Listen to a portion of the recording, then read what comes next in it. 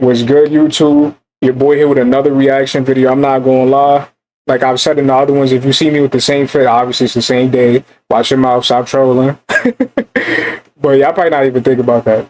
But we gonna react to the most dangerous female narcos in history, bro. I'm not gonna lie, she looking kinda alright, you feel me? But that's the thing about women with pretty faces, you gotta watch out, you feel me? You never know what type of timing they on. But let's get into this video.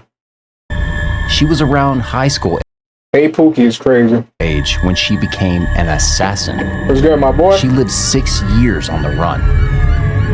Every turf war would result in a massacre.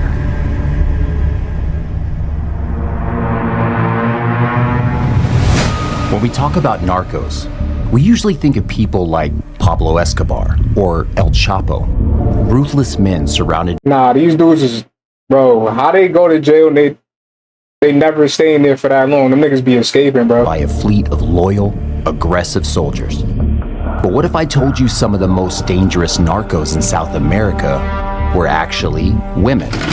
I'm talking of the women who stood by dangerous drug barons through their most I that wouldn't be surprised because I'm telling you, bro, a pretty face, that's one of the easiest ways to just distract somebody. And I'm telling you, bro, I'm not even surprised. volatile moments. The ones who ran whole divisions of the drug trade, and the ones who were ruthless enough to overthrow and run the cartels themselves. If you're surprised, that's fair. After all, it's men who are usually associated with war. Zainab Salbi said of women, like life, All right, my boy. peace begins with women. We are the first to forge lines of alliance and collaborate across conflict divides. But what happens when women take arms? Let's look at some of the most dangerous female narcos in history. This is La Catrina, or Maria Guadalupe Lopez Esquivel. She led a notorious hit squad that left a bloodbath behind everywhere they went. Maria had humble beginnings. She was the daughter of a rancher and a housewife. She grew up in the city of Tepelcatepec, but she knew she didn't want to stay there for too long. She hated school, and she never wanted to pursue a regular life. Hey, listen, I'm in the same boat. I'm not gonna lie to you. I mean, school was cool, but there's a lot of it that I just 2017, did not like. she ran off from home and started living with a member of the Jalisco, New Generation Cartel in Aguililla. Maria had fallen in love with Miguel Fernandez, who was a high-ranking narcotics baron. But Maria didn't join the cartel out of love for a man. She did so out of love for fame and money. Within months, she climbed up the cartel ranks and started making the big bucks. And as soon as she did What y'all think she did to get there, bro? I don't want to assume too much, bro. I don't know. Y'all let me know. so, she started showing it on social media too. Before long, she took the name La Catrina, a hats off to the famous day of the dead festival figure. La Catrina became a part of a gang of sicarias, young pretty women soldiers who used their beauty and innocent looks to lure and kill members. I just said that. It be the looks, man. We fall in love with a big butt and a pretty face and a pretty smile, and those be the most dangerous ones. No Rival cap. gangs. But as Maria wanted to continue climbing the ranks, she soon became the leader of her team. Then, she became the commander of a hit squad. She and her squad were responsible for several assassinations, extortions, and kidnapping. In October 2017, Mexican police were executing a warrant at a home when they were ambushed by La Catrina squad. It was a massacre. After they killed 13 officers and injured many others, the squad set 2 police cars on fire. The message was clear. They wanted war with the police, and La Catrina felt invincible. But the officers heard her voice when she was giving orders to kill. Then they knew she was responsible for the attack, and they knew they had to get to her. On January 10, 2020, the National Guard received a tip about La Catrina's location. They didn't waste any time. The officers surrounded the squad's safe house, and a violent shootout ensued. Except this time, it was the squad that took the hit. Tranquila, mija, ya viene el helicóptero por ti. Ya viene el helicóptero. Tranquila, hija, tranquila. Vas a estar bien. But La Katrina had been shot in the jugular. Damn. She was taken to the helicopter while all her men were put down on their knees and cuffed. But age 21, Maria Lopez died inside the helicopter after she lost a lot of blood. Damn. Easy come, easy go. This is Sandra Avila Beltran. She led a life filled of crime and tumultuous relationships. And it all culminated with one huge move that brought her down. Sandra didn't really have a chance at a normal life. She was practically born into the Sinaloa cartel. Her mother's family were notorious heroin smugglers. Her father, Alfonso Avila Quintero. Yo, can you imagine that? Imagine that. I don't know. Some people watching this, they might be in it. Who knows? But like, imagine being born into that, bro. Like, you dead ass have no choice. And that's all you know growing up. So you can't, like, that's normal to you. Other people gonna look at it and be like, yo, that's wild. But to you, that's normal. That's crazy. Was the brother of the Guadalajara cartel leader, Rafael Caro Quintero. Sandra grew up in the 1960s, watching cold-blooded men do transactions and tough negotiations, and resort to violence whenever words weren't convincing enough. This was the language she knew from a very young age. By 13, she was her dad's official money counter, and at the same age, she witnessed a massive shootout. Sandra went on to study journalism at a prestigious university, but her colleagues remember her as a very withdrawn, always suspecting person. However, this was just her school persona. When she was 21, Sandra started dating Armando Carrillo Fuentes, the boss of the Juarez cartel. Around the same time, she became a prominent figure in the Sinaloa cartel, overseeing illegal substance shipments to the U.S. Her relationship with Fuentes didn't last a long time, but she would have many more, and her two marriages would be more tactical than romantic. But her husbands were ex-police commanders turned traffickers. These men knew the ins and outs of the Mexican police world, and their insights helped her dodge the law and become a huge figure when it came to substance smuggling. Ironically, both of her husbands were stabbed to death by hired assassins. Another one of her rumored lovers. That's crazy. That weapon was kind of, I'm not going to hold you, that weapon was kind of fire. I'm not going to go back to it, but kind of tough though, but that's wild, bro. Was El Chapo himself.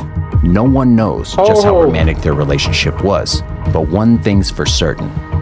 They were once very close, and Sandra was head of public relations for the Sinaloa cartel. Then Sandra had yet another tumultuous affair. Juan Diego Espinoza Ramirez, also called the Tiger. The Tiger had strong connections to the Norte del Valle cartel in Colombia. This was just the open door she needed. Through Sandra, Colombian and Mexican cartels were now united, and she was making more money for Sinaloa than ever before. Great movie. In 2001, the U.S. seized a tuna fishing boat transporting 9 tons of white snow. Imagine how many more actually came into the country before the DEA finally caught on to them. After this incident, Sandra got her nickname, the Queen of the Pacific.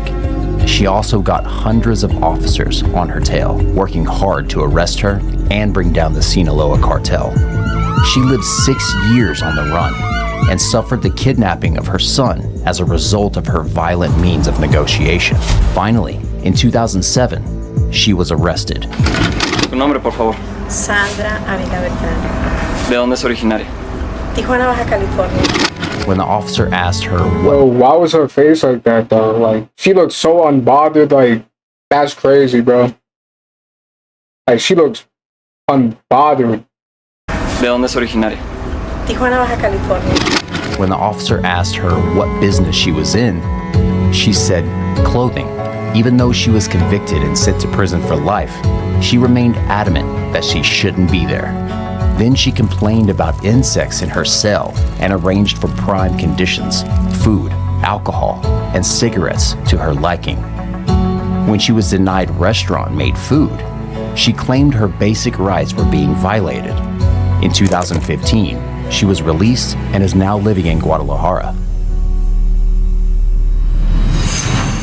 This is Jocelyn Alejandra Nino. She was a young cartel assassin with a harrowing story. Jocelyn's life began like many others. She was born in the 1990s to a relatively poor family in the Tamaulipas in northeastern Mexico.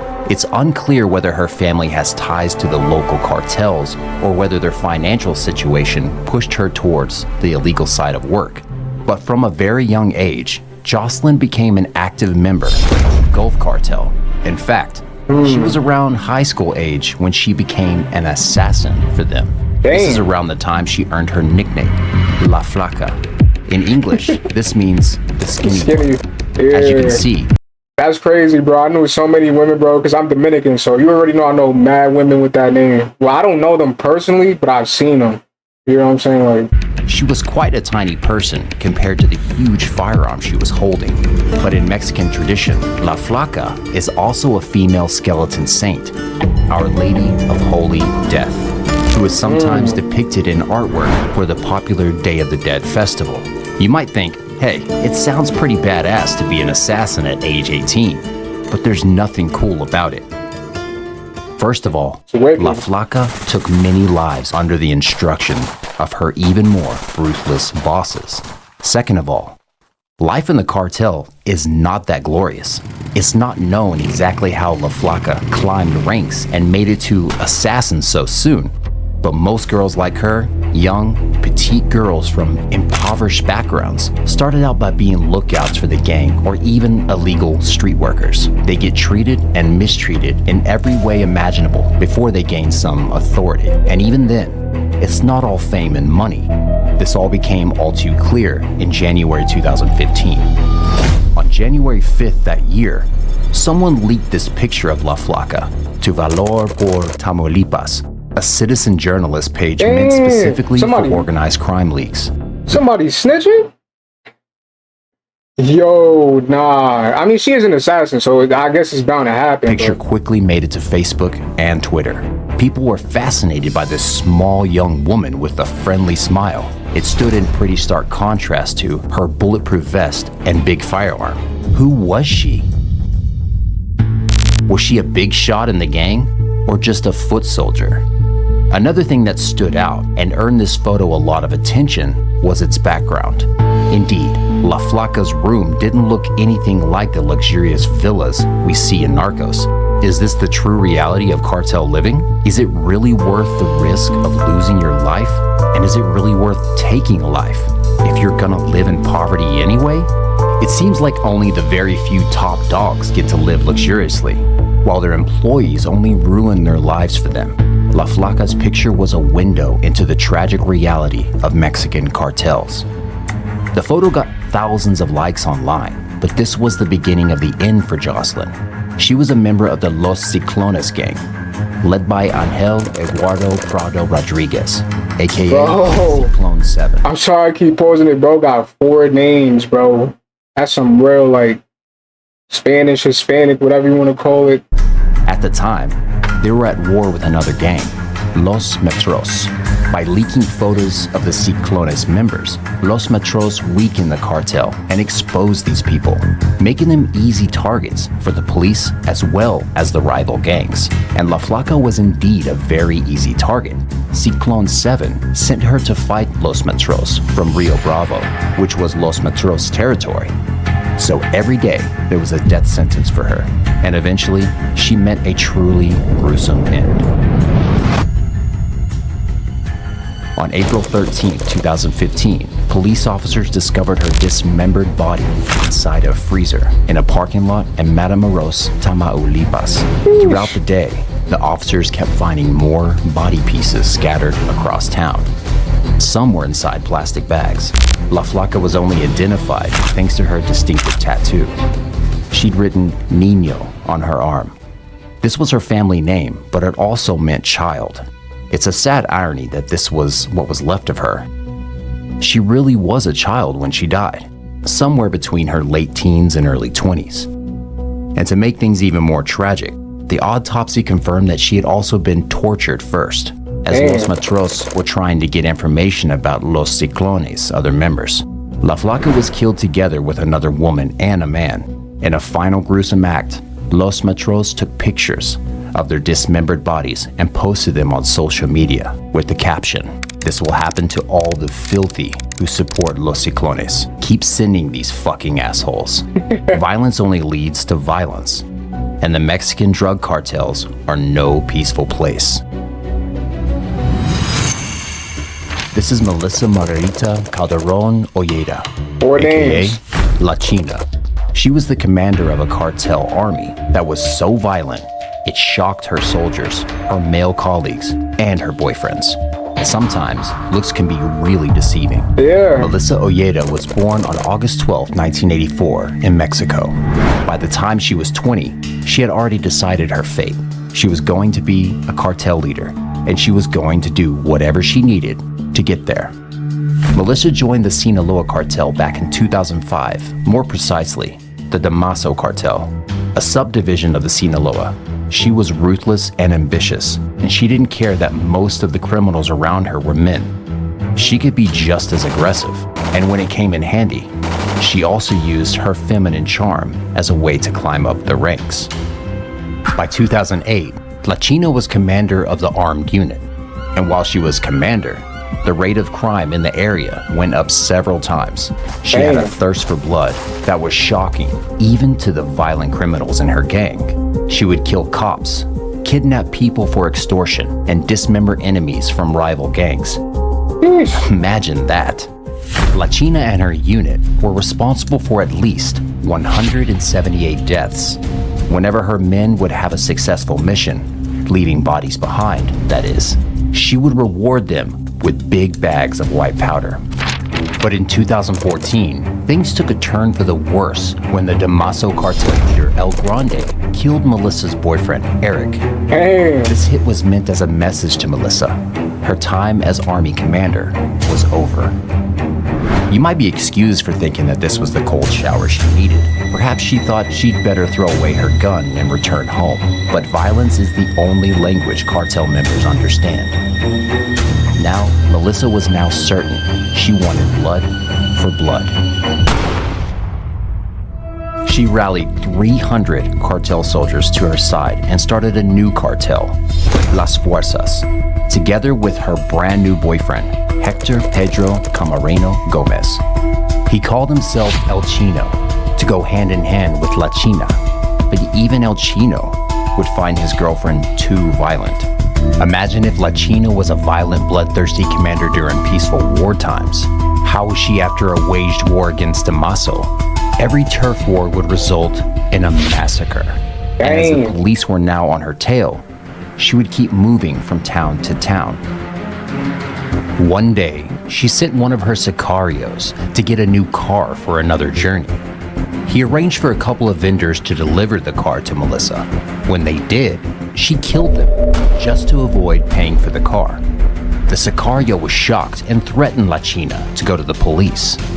That's when she cut off his forearms, shot him in the head, and buried him in her usual mass grave. Damn. This was her own man.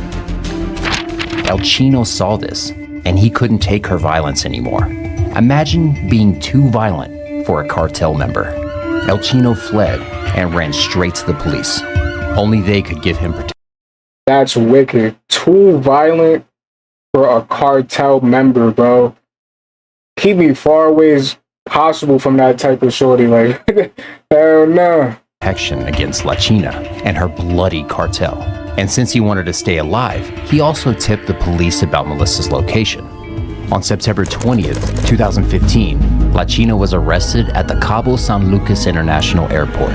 She was just trying to flee the state. She will spend the rest of her life in prison. Hell yeah. This is La Jefe. La Jefe means the boss. And for the Mexican cartel world, it really seems like Anadina Arellano Fili is the boss. Anadina was born on April 12, 1961 in Sinaloa, into a family of traffickers. And perhaps unsurprisingly, her relatives became her role models. Anadina's older brother worked for their uncle, notorious drug lord and Guadalajara cartel boss, Miguel Angel Four names again. Gallardo. Anadina got a bachelor's degree in accounting, But she didn't use this to exit the cartel life. In fact, she used it to their advantage. Anadina advised her 6 brothers and helped them with money laundering as the Tijuana cartel's financial advisor.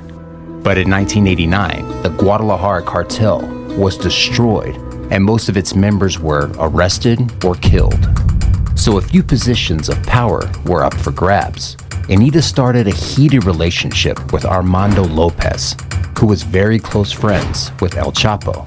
But 2 of Anadina's older brothers assassinated Armando, as they didn't agree with their relationship. Yeah, that's what you do if you don't like your sister's boyfriend. But this only motivated Anadina to rise to the top of the cartel and show her brothers who's boss. So when El Chuy, the cartel's financial boss, died in 2000, she took over his position. Eventually, she did gain the upper hand over her brothers. One of them, Eduardo, was arrested in 2008. This is when she became the leader of the Tijuana cartel. But Anadina, or La Jefe, is very different from all the women we discussed today.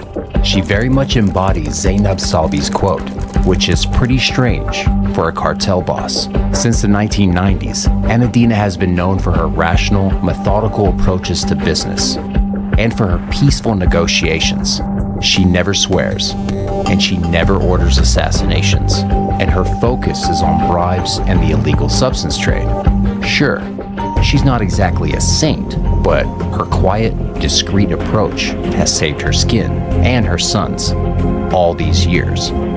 She remains in the shadows, and she's not a priority for the DEA or the Mexican authorities, even though she is La Jefe and leads one of the biggest Mexican cartels to this day. Let us know what you think about these cases down in the comments section. And before you go, make sure you hit that thumbs up.